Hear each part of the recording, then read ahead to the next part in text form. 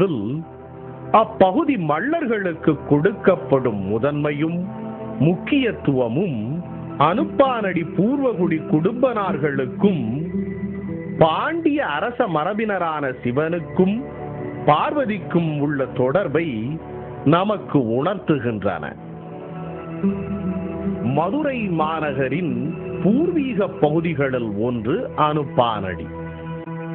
இவ்வனுப்பானடியை பழங்கால பாண்டிய குடும்ப முறையில் ஆட்சி செலுத்தி வருபவர் அவ்வூர் குடும்பனான அக்னிவீரன். பல்லாயிரம் ஆண்டுகளுக்கு முன் தொடங்கிவிட்ட இவ்வூர் குடும்ப முறையை வழி வழியாக தனது தாத்தன், பாட்டன், பூட்டன், முன்னோர் வழியில் இன்று வரை நிர்வகித்து வருபவர்தான் அனுப்பானடி ஊர்க்குடும்பன் அக்னிவீரன். மதுரை மாவட்ட தெப்பத் திருவிழா இவரது ஆளுகைக்கு உட்பட்ட பகுதியிலேயே வருடா வருடம் நடக்கிறது. தைப்பூசத்தன்று சிவனும் பார்வதியும் தெப்பத்திற்கு வந்து விட்டாலும் அனுப்பானடி ஊர் குடும்பனார்களின் உத்தரவிற்கு பிறகே தெப்பத் திருவிழா தொடங்க வேண்டும் என்பதே காலங்காலமாக கடைபிடிக்கப்பட்டு வரும் மரபு. ஆகவே மதுரை மீனாட்சி அம்மன் கோயில் அதிகாரிகளும் அறங்காவலர்களும் இன்றும் அனுப்பானடி ஊர் குடும்பனான அக்னிவீரன் வீட்டிற்கு சென்று அவருக்காக காத்திருந்து அவருக்கு பரிவட்டம் கட்டி மேளதாளம் முழங்க அவரை ஊர்வலமாக தெப்பத் திருவிழா நடைபெறும் இடத்திற்கு அழைத்து வருகின்றனர்.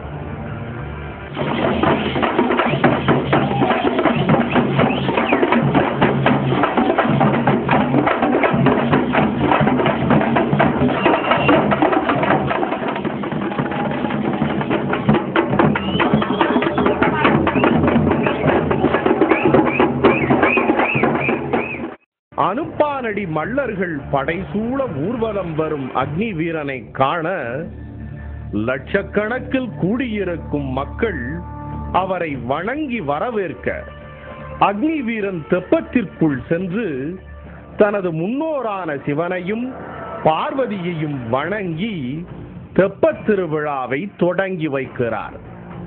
அனுப்பானடி ஊர்க்குடும்பன் தெப்பத் திருவிழா தொடங்க உத்தரவிட்ட பின் அங்கு கூடியிருக்கும் லட்சக்கணக்கான மக்கள் ஒன்று கூடி வடம் பிடிக்கிறார்கள். இப்படி தைப்பூசத்தன்று காலையில் தெப்பத் திருவிழாவை தொடங்கி வைக்கும் அக்னிவீர குடும்பனார் அன்று இரவு நடைபெறும் விழாவில் தெப்பத் திருவிழாவை முடித்து வைக்கிறார். அக்னிவீரன் முடித்து வைத்த பிறகே சிவனும் பார்வதியும் தங்கள் இல்லம் திரும்புகின்றனர்.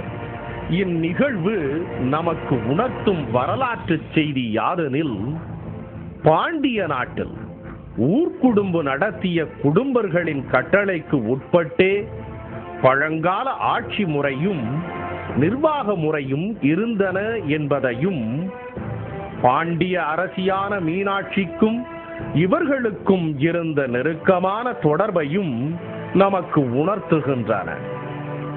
தமிழர் ஆட்சியை ஒழித்து பாண்டிய நாட்டை கைப்பற்றிய வந்தேரி வடுகர்களான விஜயநகர நாயக்கர்களுக்கு பிறகு தோன்றிய கள்ளழகர் போன்ற பிற்கால விழாக்கள் தவிர பாண்டிய வேந்தர்களின் காலம் தொட்டு மதுரையில் நடைபெறும் அனைத்து விழாக்களிலும் மதுரையின் பூர்வீக ஊர்களான அனுப்பானடி, மாடக்குளம், பழங்கானத்தம், அவனியாபுரம், திருப்பரங்குன்றம் ஆகியவற்றின் ஊர்க்குடும்பர்களுக்கே முதல் மரியாதை கொடுக்கப்பட்டு வந்ததை, இன்று வரை கொடுக்கப்பட்டு வருவதை அப்பகுதியில் நடைபெறும் பல்வேறு விழாக்களின் வாயிலாக நாம் தெரிந்து கொள்ளலாம்.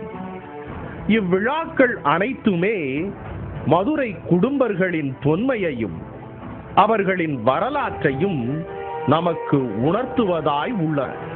மீனாட்சி அம்மன் கோயில்லாம் பிற்கால பாண்டியருடைய அரண்மனையா இருந்தது.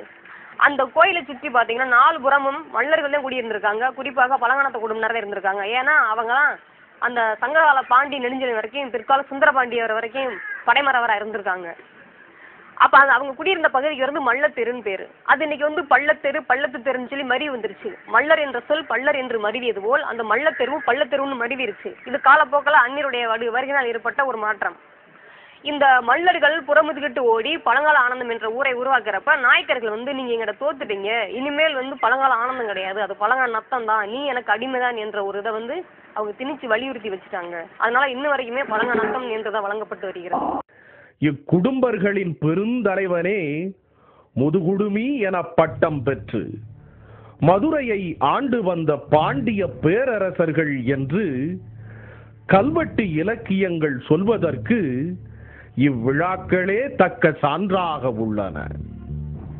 ஆம், பழங்காலத்தில் மல்லர் என்று சிறப்புடன் நமது இலக்கியங்களால் அழைக்கப்பட்ட குடும்பர்களின் தலைவர்களே கடவுள்களாகவும் அரசர்களாகவும் பேரரசர்களாகவும் அவர்களின் படை மறவர்களாகவும் இருந்த நிலை மாறி அந்நிய படையெடுப்புகளாலும் சகோதர தமிழ் சாதிகளின் சூழ்ச்சி துரோகங்களாலும் தோற்கடிக்கப்பட்டு தன் வரலாற்றுக்கு வெளியே பள்ளர்களாக தள்ளப்பட்டுள்ளதை காலம் இன்னும் எத்தனை நூற்றாண்டிற்குத்தான் பொறுத்து கொண்டிருக்க போகிறதோ தெரியவில்லை.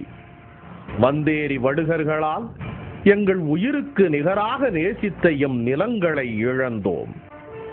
எம் உயிருக்கு மேலாக மதித்த எம் மொழி சிதைக்கப்படுவதை கண்டு இயலாமையில் பொறுமுகிறோம். ஓ சகோதர தமிழ் சாதிகளே, மல்லர்களான எம்மை எதிரிகளுடன் சேர்ந்து தோற்கடித்தீர். எதை கண்டீர்? உலக நாகரீகத்தின் தொட்டிலாக விளங்கிய நம் தமிழ் மண்ணை எதிரிகள் கூறு போடுகிறார்களே, அதற்காகவா எம்மை தோற்கடித்தீர்? உலக மொழிகளுக்கெல்லாம் தாய்மொழியான நம் தமிழ் மொழியை சிதைத்து சங்கம் வைத்து தமிழ் வளர்த்த பாண்டி நாட்டு மதுரையில் இன்றும் பட்டொளி வீசி பறக்கின்றதே வந்தேரி தெலுங்கு நாயக்கரின் வடுக கொடி. இதை கண்குளிர காணத்தான் எம்மை தோற்கடித்தீரோ? கவலைப்படாதேயும், விரைவில் மீண்டு வருவோம். பள்ளர்களாக இல்லை, மல்லர்களாக இம்மண்ணையும் உம்மையும் சேர்த்து விடுவிக்க வரலாறு திரும்பும்.